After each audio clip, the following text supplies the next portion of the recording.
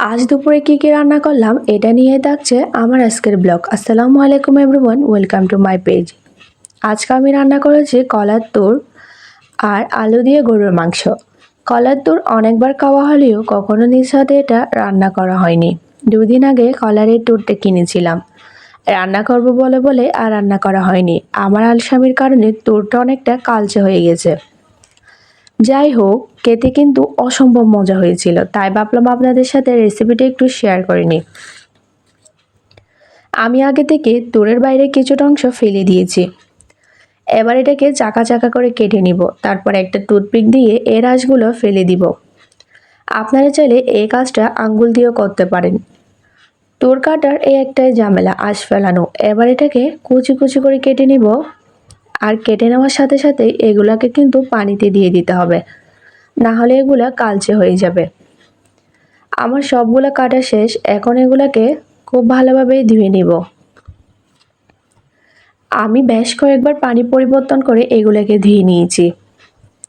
এখন পরিমাণ মতো পানি দিয়ে তুরগুলোকে সিদ্ধ করে নিব।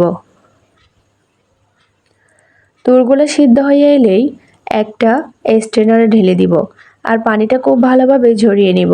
আর এখন 4-5টা শুকনো মরিচ ভেজে নিয়েছি। সাথে টুরটা মাখার জন্য আমি এখানে 2টা পেঁয়াজ কুচি করে নিয়েছি। ভালোভাবে টুরটা পানি ঝরিয়ে টুরটা এখন আমি প্লেটে নিয়ে নিলাম। সাথে নিয়ে নিয়েছি পেঁয়াজ কুচি আর শুকনো মরিচগুলো। প্রথমে আমি অল্প একটু লবণ দিয়ে শুকনো মরিচগুলো ভালোভাবে মাখিয়ে নিব। তারপর শুকনো মরিচ আর পেঁয়াজটা মাখিয়ে নিচ্ছি।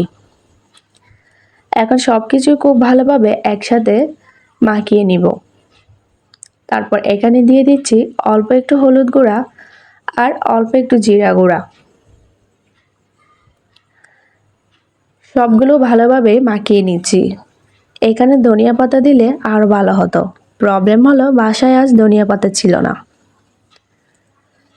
এখন চুলায় একটা প্যান বসিয়ে অল্প একটু তেল দিয়ে এই তুরটাকে একটু ভেজে নিব। এই তো রেডি হয়ে গেল মজাদার কলার তুরের ভর্তা। আর এদিকে আমার গরুর মাংসটাও প্রায় রান্না শেষ। গরুর মাংস রান্না তো সবাই পারেন, তাই আর রেসিপিটা দেখালাম না। এখন কিন্তু গরম গরম পরিবেশন করার পালা। কলার তুরটা এতটাই মজা হয়েছিল, আমি কল্পনাও করতে পারি নাই প্রথমবার রান্নায় এতটা মজা হবে। খুবই মুখরোচক একটা খাবার, আপনারা অবশ্যই এটা ট্রাই করে দেখবেন। আর এই কলার তুরটাকে আমাদের চট্টগ্রামের আঞ্চলিক ভাষায় কলার বলি বলে থাকে। আপনাদের আঞ্চলিক ভাষায় কি বলে অবশ্যই আমাকে কমেন্টে জানাবেন। তো কেমন লাগলো আমার আজকের ভিডিও অবশ্যই জানাবেন। আল্লাহ হাফেজ।